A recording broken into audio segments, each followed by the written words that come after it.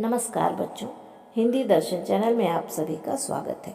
आज हम बात करेंगे कला समेकित परियोजना यानी कि आर्ट इंटीग्रेटेड प्रोजेक्ट के बारे में। तो सबसे पहले ये जान लें कि यह है क्या। बच्चों, कला के माध्यम से अपने विषय ज्ञान की प्रस्तुति करना, कुछ जानना, कुछ सीखना, समझना और फिर उसे कलात्मक तरीके से प्रस्तुत करना ही कला एकीकृत परियोजना है। इसके माध्यम से हर छात्र को अद्वितीय और अलग पहचान रखने की आज़ादी मिलती है। यह परियोजना प्रत्येक विद्यार्थी को नई चीज़ के बारे में जानने, अनुभव करने और व्यक्त करने के लिए रचनात्मक स्थान प्रदान करती है। यह मत समझिए कि आपकी ड्राइंग अच्छी नहीं है तो आप ये काम नहीं कर सकते। ऐसा नहीं है। अगर आप ड्रॉ नहीं कर सकते हैं तो आप बने हुए चित्रों को कटिंग करके अच्छे तरीके से प्रस्तुत कर सकते हैं। प्रत्येक छात्र में अलग अलग विशेष गुण छिपे रहते हैं। यह परियोजना आपको अपने अंदर छिपे हुए कला को निखारने का अवसर भी देती है। तो इस तरह से आप अपने रचनात्मकता को किस तरह से पन्ने पर उतार सकते हैं, इसे समझिए और उसे व्यक्त कीजिए।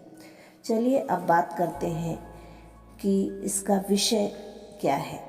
तो बच्चों, सीबीएसई ने राष्ट्रीय एकीकरण को बढ़ावा देने के लिए एक भारत श्रेष्ठ भारत के लक्ष्य को लेकर यह निर्णय लिया कि हम न सिर्फ अपने राज्य के बारे में जानें बल्कि हमारे ज्ञान का विस्तार हो, और इस उद्देश्य से भारत देश के प्रत्येक राज्य के साथ दूसरे राज्य को जोड़ दिया और 10वीं के छात्रों को एक परियोजना कार्य दिया कि जो छात्र जहाँ का निवासी है वह अपने राज्य से जुड़े राज्य के बारे में, वहाँ की सभ्यता, संस्कृति, खान पान, त्यौहार, भोजन, पर्यटन, भाषा, साहित्य आदि के बारे में जानकारी हासिल करे और उसे प्रस्तुत करे परियोजना कार्य के माध्यम से।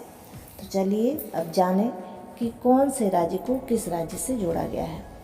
राजस्थान के साथ असम, जम्मू कश्मीर के साथ तमिलनाडु, वेस्ट बंगाल के साथ लद्दाख, पंजाब के साथ आंध्र प्रदेश, हिमाचल के साथ केरल, उत्तराखंड के साथ कर्नाटक, हरियाणा के साथ तेलंगाना, गुजरात के साथ छत्तीसगढ़, महाराष्ट्र के साथ उड़ीसा, गोवा के साथ झारखंड, दिल्ली के साथ सिक्किम, मध्य प्रदेश के साथ मणिपुर और नागालैंड, उत्तर प्रदेश के साथ अरुणाचल और मेघालय, बिहार के साथ त्रिपुरा और मिजोरम, चंडीगढ़ के साथ दादरा और नागर हवेली, पांडुचेरी के साथ दमन और दीव, लक्षद्वीप के साथ अंडमान और निकोबार द्वीप समूह। अब जानते हैं कि परियोजना कार्य हम कैसे तैयार करें।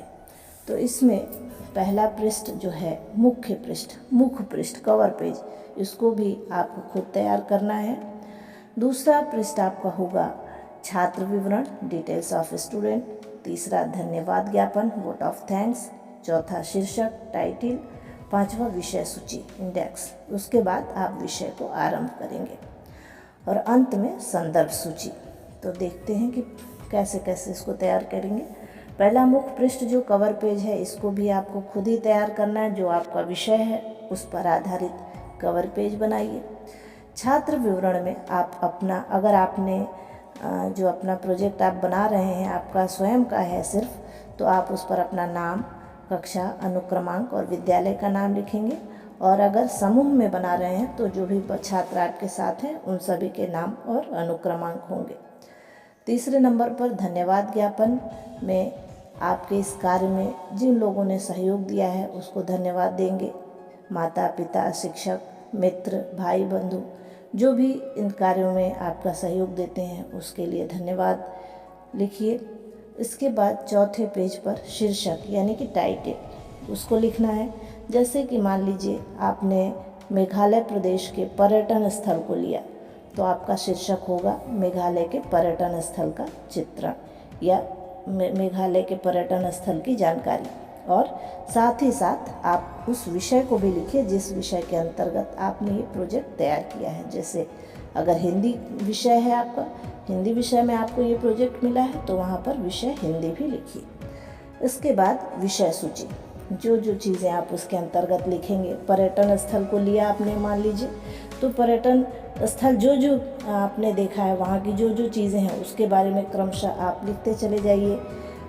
क्रमांक पहले लिखिए, फिर उन सभी विषयों का नाम लिखिए, पृष्ठ संख्या लिखिए, हस्ताक्षर लिखिए। इस तरह से आपका इंडेक्स यानी कि विषय सूची तैयार हो जाएगा। इसके बाद विषय का आरंभ कीजिए। जिस विषय पर आपने सर्च किया है, खोजा है, जाना है, उसको लिखते चले जाइए कलात्मक तरीके से, अच्छे ढंग से। इसके बाद अंत में संदर्भ सूची एक पेज लगाइए, जिसमें आप ये लिखिए कि आपने ये जानकारी कहाँ से हासिल की, जैसे यूट्यूब के माध्यम से या किसी पुस्तक के माध्यम से, न्यूज़पेपर अखबार के माध्यम से, या जिस व्यक्ति ने इसके बारे में कुछ जानकारी दी है विशेष, उसका नाम भी आप इसमें लिख सकते हैं। तो इस तरह से आपका परियोजना कार्य पूर्ण हो जाएगा। धन्यवाद।